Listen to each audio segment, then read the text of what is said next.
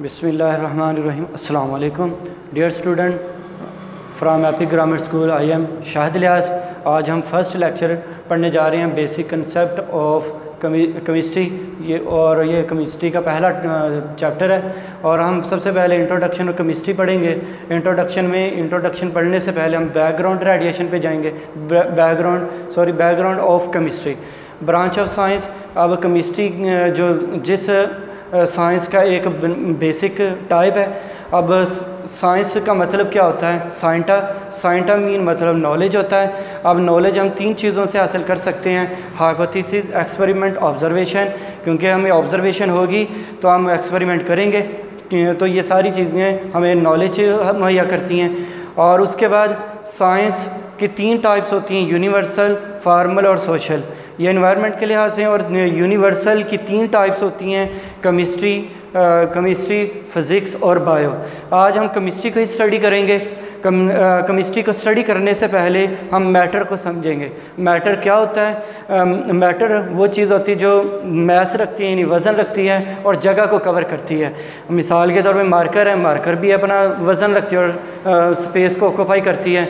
और उसके बाद मिसाल इन्वायरमेंट के अंदर या दुनिया के अंदर जो भी चीज़ यानी वज़न रखती है वो ज़ाहिरी बात है स्पेस को भी कवर करेगी। इसके बाद हम आते हैं केमिस्ट्री के ऊपर। केमिस्ट्री क्या होती है? इंट्रोडक्शन में हम केमिस्ट्री की सबसे पहले केमिस्ट्री को डिफ़ाइन करेंगे। Chemistry branch of science, it deals with the study. अब इसकी हम इनको चार तरीक़ों से स्टडी कर सकते हैं केमिस्ट्री को: कंपोजिशन ऑफ मैटर से, स्ट्रक्चर ऑफ मैटर से, प्रॉपर्टीज़ ऑफ मैटर से, रिएक्शन ऑफ मैटर से।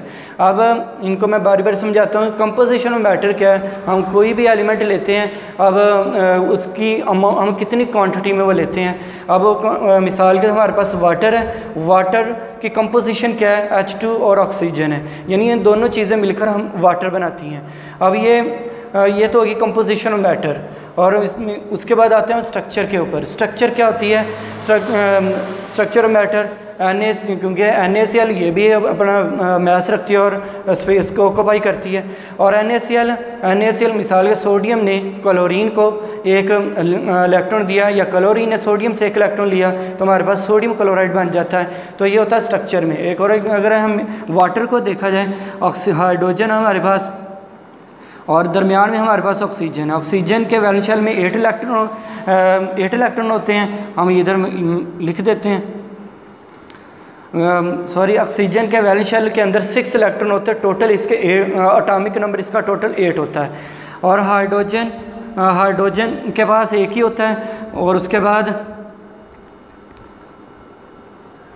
हाइड्रोजन इधर से भी ऑक्सीजन इसका यानी या हाइड्रोजन या ऑक्सीजन इलेक्ट्रॉन को डोनेट करेगा, इधर से भी हाइड्रोजन ऑक्सीजन के ऊपर अटैक करेगा। ये इस तरीके से ये स्ट्रक्चर बनता है। मिसाल के तौर हम इसको ऐसे लिख सकते हैं, यानी वाटर को। ये हमारे पास क्या स्ट्रक्चर ऑफ मैटर है। उसके बाद हम आते हैं प्रॉपर्टीज़। प्रॉपर्टीज़ दो किस्म की होती हैं, केमिकल प्रॉपर्टीज़ और दूसरा फिज़िकल प्रॉपर्टीज़। अगर हम फिज़िकल प्रॉपर्टीज़ को देखें, मिसाल के तौर हमारे पास वाटर है, वाटर की कंपोजिशन हमने ये पढ़ी थी और ये मिलकर क्या बनाते हैं? वाटर बनाते हैं। अगर हम देखें वाटर की जो स्टेट फॉर्म होती है वो लिक्विड फॉर्म में होता है और इसका जायका यानी कलरलेस होता है और इसका अपना कोई जायका नहीं होता, बेरंग होता है। तो उसके बाद हम पढ़ते हैं केमिकल प्रॉपर्टीज़। केमिकल प्रॉपर्टीज़ में क्या होता है? हम मिसाल के तौर पे वाटर है, वाटर को हम यानी हीटअप करते हैं। हीटअप करने से ये दो एलिमेंट में कन्वर्ट हो जाता है, हाइड्रोजन और ऑक्सीजन के अंदर। और उसके बाद रिएक्शन ऑफ मैटर। रिएक्शन में भी मैटर में यही चीज़ें उन्हें स्टडी करनी है। सोडियम क्लोराइड है, इसकी कंपोजिशन और मैटर क्या है? सोडियम और क्लोरीन दो चीज़ें, दोनों मिलकर साल्ट बनाती हैं। और इसी तरह इसने इसको क्लोरीन को, सोडियम ने क्लोरीन को अपना एक इलेक्ट्रॉन दिया और क्लोरीन ने सोडियम से एक इलेक्ट्रॉन ले लिया, तो ये रिएक्शन मैटर है। इसी तरह ये सारी चीज़ें हम केमिस्ट्री में स्टडी करते हैं।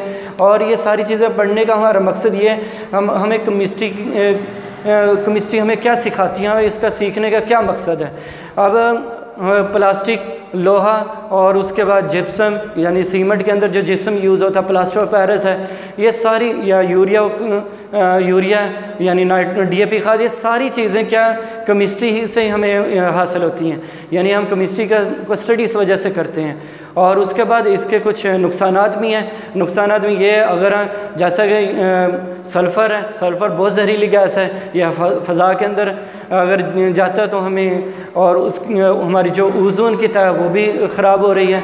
और उसके बाद और डिटर्जेंट है, जो मिसाल के तौर पे घी हम वगैरह घी बनाते हैं, वहाँ से जो डिटर्जेंट आती है, अगर वो जब दरियाओं समंदरों के अंदर जाती है वो मछलियों को नुकसान पहुँचा रही है। और मछलियों को नुकसान क्या, क्योंकि इसका बेसिकली काम ये होता है ऑक्सीजन को ख़त्म करती है, और जब ऑक्सीजन ख़त्म होगी तो समंदर के अंदर जो रहने वाली मखलूक है उसको भी नुकसान होगा। Thank you very much. ये हमारा आज का लेक्चर था जिसमें आपने बेसिक कंसेप्ट ऑफ केमिस्ट्री पढ़ा, यानी इंट्रोडक्शन ऑफ केमिस्ट्री। और हम नेक्स्ट लेक्चर के एक नए लेक्चर के साथ हाज़िर होंगे। तो अगर आप जिन बच्चों की इसकी समझ नहीं आई होगी, आप वो कांटेक्ट भी कर सकते हैं, कमेंट में क्वेश्चन पूछ सकते हैं।